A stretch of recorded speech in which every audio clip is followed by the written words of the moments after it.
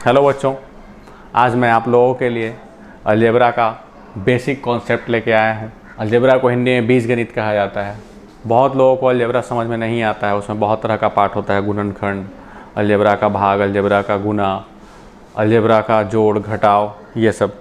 तो बहुत सारे स्टूडेंट ऐसे हैं जिनको ये समझ में नहीं आता है और वो परेशान होकर उनको मैथ्स भारी लगने लग जाता है। तो आज हम आपको बीजगणित का बेसिक कॉन्सेप्ट बताएंगे, जिससे आपको अलजेब्रा हल करने में बहुत आसानी होगा। आप चुटकी भर में अलजेब्रा को हल कर लेंगे। तो सबसे पहले देखेंगे कि अलजेब्रा में बेसिक पढ़ना क्या क्या है। तो सबसे पहले अलजेब्रा में आता है बहुपद। बहुपद किसको कहेंगे, यह कितने प्रकार का होता है और किस किस आधार पर इसे बांटा गया है। तो सबसे पहले बहुपद क्या है आपसे पूछा जा सकता है, कोई भी आपसे पूछ सकता है। नहीं भी पूछे तो आपको पता होना चाहिए, क्योंकि आप अलजेब्रा पढ़ रहे हैं। और अलजेब्रा के बारे में जब तक बेसिक नहीं जानिएगा तब तक आपको इससे रिलेटेड हर मैथ्स भारी लगेगा, आपसे सोल्व नहीं हो पाएगा। तो देखते हैं बहुपद। बहु का मतलब होता है बहुत, ठीक, और पद का मतलब पद। बहुत सारा पद जब एक साथ मिल जाता है तो उसको बहुपद बोलते हैं। यानी आप इसको दूसरी भाषा में ये भी कह सकते हैं कि बहुत सारे पदों का समूह बहुपद कहलाता है। ये ज़रूरी नहीं कि बहुपद में पद हमेशा बहुत सारे आए तभी वो बहुपद कहलाएगा। कभी कभी एक पद भी होता है तो उसका अलग नाम होता है। उसमें एक पद वाला बहुपद आ सकता है, दो पद वाला आ सकता है। तो आपको देख के पहचानना होगा कि एक पदी बहुपद है कि द्विपदी है। बहुपद का परिभाषा जानने के बाद आपको ये भी पता होना चाहिए कि इसको किस किस आधार पर बांटा गया है। तो बहुपद को दो आधार पर बांटा गया है। पहला आधार है पद के आधार पे, पद के आधार पर, और दूसरा है घात के आधार पर। घात को हम लोग इंग्लिश में पावर बोलते हैं। आप लोग देखे होंगे कभी कभी ऐसा लिखा हुआ x का पावर 2, इसको हम लोग x स्क्वायर पढ़ते हैं। x का पावर 3, तो इसको x क्यूब पढ़ते हैं। तो इन दोनों के बारे में आपको क्या पता है, किसको क्या बोलते हैं, x को क्या बोलते हैं, 2 को क्या बोलते हैं। तो x यानी जो आपका नीचे रहता है उसको हम लोग आधार बोलते हैं, और ऊपर वाले को घात या घातांक बोलते हैं।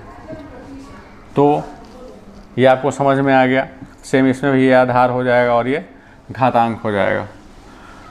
तो अब इसका वर्गीकरण बता दिए कि दो आधार पे होता है। इसका कुछ एग्जाम्पल देख लेते हैं जिससे आपको बहुपद पहचानने में आसानी हो कि ये पद के आधार पे बटा हुआ बहुपद है या घात के आधार पे। तो पहला अगर पद के आधार पे देखते हैं तो मान लीजिए 2x हो गया, 2x माइनस वाई हो गया, 3x square minus Y plus 2 हो गया। आपको यहाँ पे 3 तरह का दिख रहा है टर्म, 3 टर्म दिख रहा है ना आप लोगों को यहाँ पे। तो पहला टर्म का अगर बात किया जाए 2x के बारे में, तो ये कैसा बहुपद है, ये पद के आधार पे हम लोग बांट रहे हैं। इसमें सिर्फ एक पद है, इसके साथ कोई भी पद और न जोड़ में है न घटाव में है, तो इसको हम लोग एक पदी बहुपद बोलते हैं।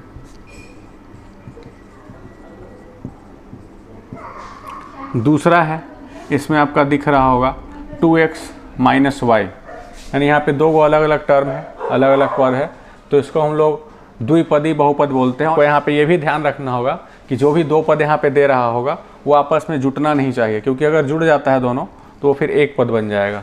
दोनों अलग अलग है, दोनों जुट नहीं सकता है, घट नहीं सकता है, तो ये आपका द्विपदी बहुपद कहलाएगा। उसी तरीके से आपका तीसरा नंबर जो है, इसमें 3 पद आपको दिख रहा होगा, 3x स्क्वायर वाई और 2, तो इसको हम लोग बोलते हैं त्रिपदी बहुपद। मेनली त्रिपदी तक ही आता है, सॉरी, तो ये आपका हो गया त्रिपदी बहुपद। मेनली हम लोगों को पद के आधार पे 3 तक ही आता है। 3 पद आपका दिया रहेगा, कभी कभी 4 पद रहेगा तो उसको चतुर्पदी बहुपद बोल सकते हैं, चाहे 4 पद वाला बहुपद बोल सकते हैं। तो आप लोग पद के आधार पे समझ गए होंगे। पद के आधार पे कुछ एग्जाम्पल आपको यहाँ पे दिखा दिया गया। और हम लोग चलते हैं घात के आधार पर कैसे पहचानेंगे, किसका क्या नाम होगा। तो पहला एग्जाम्पल लेते हैं घात के आधार पे हम लोग 5x को ले सकते हैं, 2y ले सकते हैं। दूसरा हो जाएगा 5x square 2y square 9x³ 4y³, comma है बीच में आपका दिया हुआ, ध्यान दीजिएगा। आपको ये ध्यान देना है कि घात के आधार पे जो हम लोग बहुपद का पहचान करते हैं उसमें चर के ऊपर का हम लोग पावर देखेंगे, यानी घात। तो चर के ऊपर यहाँ पे मैक्सिमम पावर कितना है, सबसे बड़ा पावर 1 छुपा हुआ है। कोई भी अगर चर के ऊपर कोई पावर नहीं दिखता हो आपको तो उसके ऊपर 1 पावर छुपा रहता है। तो इसमें 1 पावर है तो इसको हम लोग एक घातीय बहुपद बोलते हैं, या फिर इसका दूसरा नाम होता है रैखिक बहुपद।